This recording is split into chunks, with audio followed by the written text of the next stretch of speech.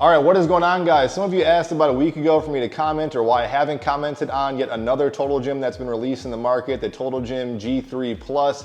And the reason for that is I just can't keep up with the sheer number of Total Gyms that are available.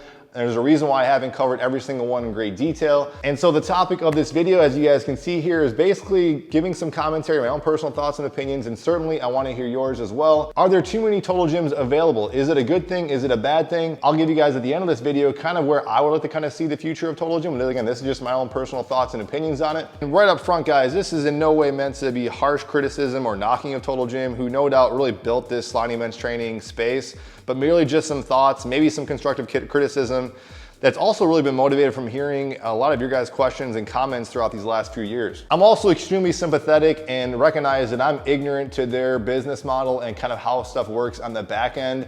They maybe done a lot of focus groups on the matter as far as seeing kind of what works and doesn't work. I also have no idea if you guys as a consumer actually prefer this, making a bunch of different subtle models with other options to really fine tune the actual sliding bench trainer that works for you. But the ultimate motivation of this video is really to hopefully make life a little bit simpler for you if you guys are deciding on picking these up, and really improve the future of this kind of market space or product space for these sliding bench trainers in the future. So before we get into that, please consider liking, sharing, and subscribing. If you guys are interested in looking into picking up a Total Gym or sliding bench trainer, I will put some links down below in the description box. If you guys don't know, a Total Gym has a crazy number of sub variations and models across various retailers from Amazon, Walmart, Sam's Club, Costco, then you got Total Gym Direct, you got TotalGym.com, these are just to name a few. And so it can get a little confusing to kind of shift your way and find out what is the best sliding bench trainer, particularly a Total Gym model that works for you. I've made some buyer's guide videos in the past. They might be a little dated, but honestly, all that information is still valid in my opinion. I will link that on the screen if you guys do want to check that out. But you can essentially break down Total Gyms into small frame models and then large frame models, and then you have the commercial grade models like the GTS and Encompass. So naming off some of the small frame models off the top of my head, I don't even know if this is even all of them. Some of them kind of come and go. You got the Apex models, G1, G3, G5. I've reviewed the G1 and G5. They are kind of the same. There actually are some subtle differences between those ones. You have the Summit, you got the Pinnacle, you got the XL7, you have the Supreme, you have the Extreme. Many of you guys have commented and say, hey, can you review this one or that one? And there's a reason why I've really only reviewed just the Apex G1 and then maybe the G5, because basically, all these small frame models are essentially the same. There are, of course, relevant differences such as price, probably most importantly, your differences in attachments that are included. Some have the weight bar option, some don't. I made a couple videos talking about why that may or may not be a game breaker for some of you. Some have various kind of color schemes versus limited edition type stuff and options. Even like this G3 Plus that's available, there's like different color schemes you can pick if you get it off QVC.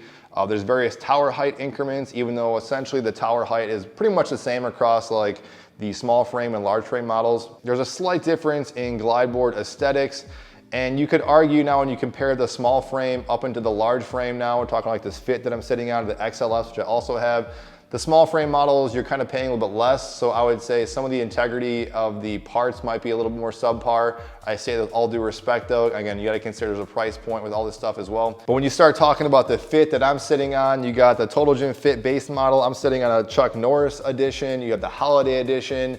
You have the Fit Ultimate, both of which are the same exact setup but more increments. Then I believe also there's an anniversary edition. I think the XLS only has one edition though, but don't quote me on that. And then when you get into like the commercial models, they're like rehabilitation or fitness facilities. Those things are really expensive outside of most people's price ranges, including myself.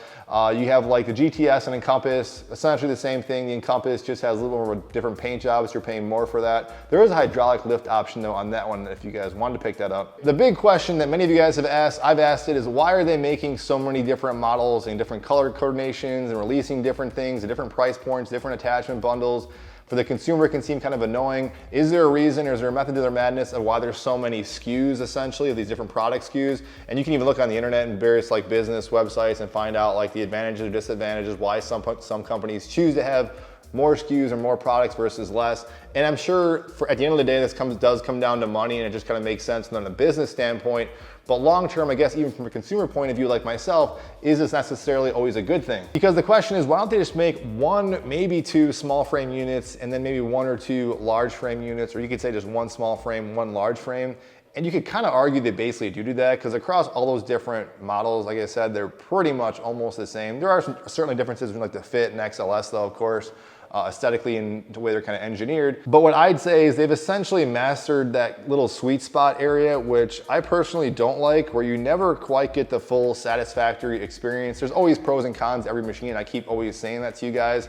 But whenever you pick up, let's say, a certain small frame model, even a large frame model, you might get one in the price you want, but then you might not get all the attachments you wanted. You might get the frame you want, but maybe not all the increment levels. You might have a solid list of attachments, but maybe there's no like weight bar option.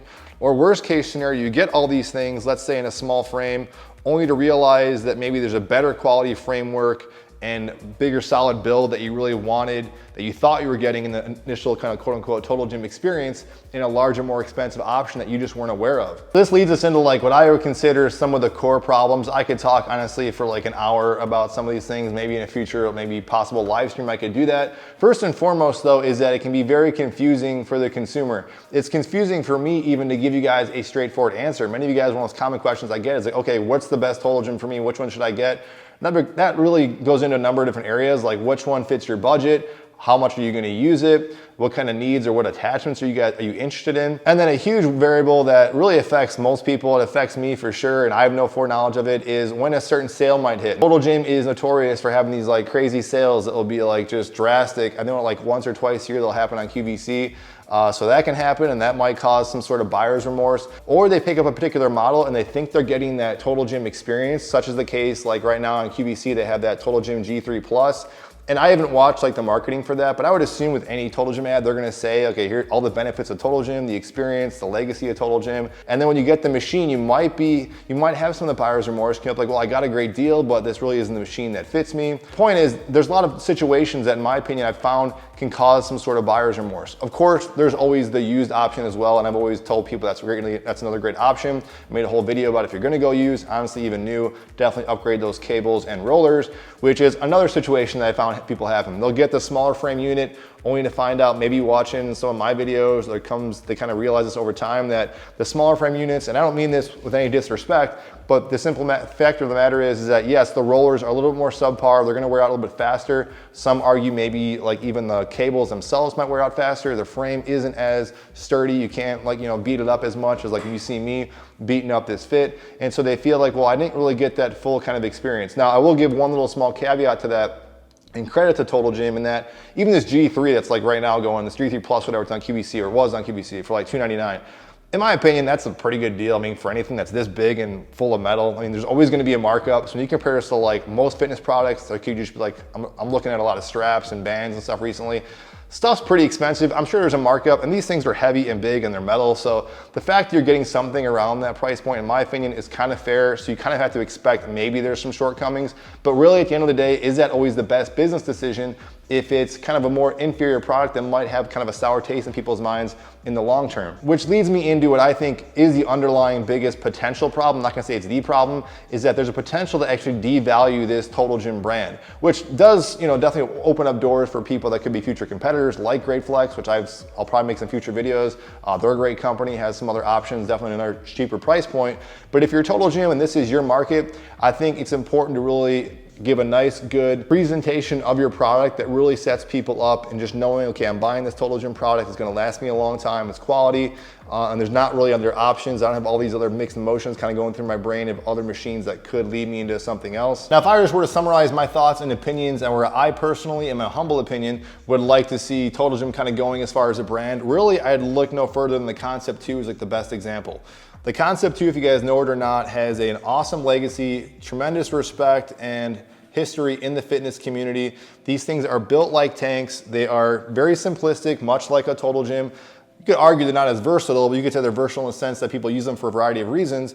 But what's great about this Concept 2, if you guys go to their website, they make a couple variety of products, but really their flagship product, the indoor rower, has essentially gone unmatched in the marketplace, with many companies starting up and trying different row machines and devices. This thing is still very simplistic. It's still the gold standard. It's one set cost of like basically, I think it's even gotten cheaper since I bought mine, less than $1,000. And this same unit that you're buying, the basic unit, it used to be called the D, Model D. I think now they just call it like row or an erg or whatever the heck they call it. They call it something else. Basically the same, They have a performance monitor they kind of update. This is like a key point of their kind of system and setup, but very basic in the sense that if you just buy this one thing, this is the same thing they put into commercial gyms that people beat up day in and day out.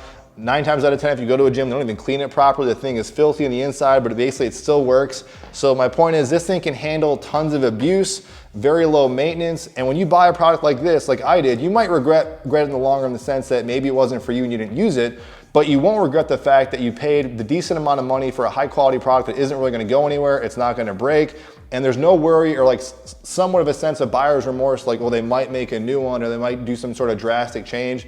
Any changes they make to this thing is extremely minor, and that's what I really like about this. I think it'd be really cool if Total Gym, I'm not saying they're not doing this, but, and granted, again, all these things, I have no idea what goes on in the background, the markups and stuff like that, but something similar in this regard, where you buy a high quality, good, solid built machine that stands the test of time, it's relatively simple, and just kind of give minimal options to people so when they feel confident they buy this product, it's a solid built, great product that even if they wanted to resell these things, such as these indoor rowers, you really almost reap the benefits and get your money back. Conversely, with all these Total Gyms kind of flooding the market, the resale value of a Total Gym really is not that great, to be honest, which is great for you guys if you want to buy a used Total Gym in the market. Like I said, those are great, definitely good options. I give you guys some recommendations, especially like upgrading the rollers and the cables with Huck products. Just did a video on that.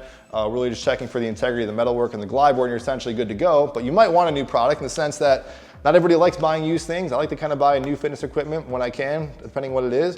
But that's kind of my 2 cents, guys. I think if Total Gym was kind of similar in what Concept 2 is doing, I think a lot of these questions and comments I have, but what's the best model? Am I getting a good price? Did I get a good product? Did I waste my money and should I got something else? I don't think would really be as prevalent. So that's just my 2 cents about it, guys. I could be extremely way off. Love to hear your thoughts and opinions on that. Again, no way knocking Total Gym. I love the company. I love their product. I think they do great work. This is just some constructive criticism and thoughts that's going through my head. So that's it, you guys. See you on the next video.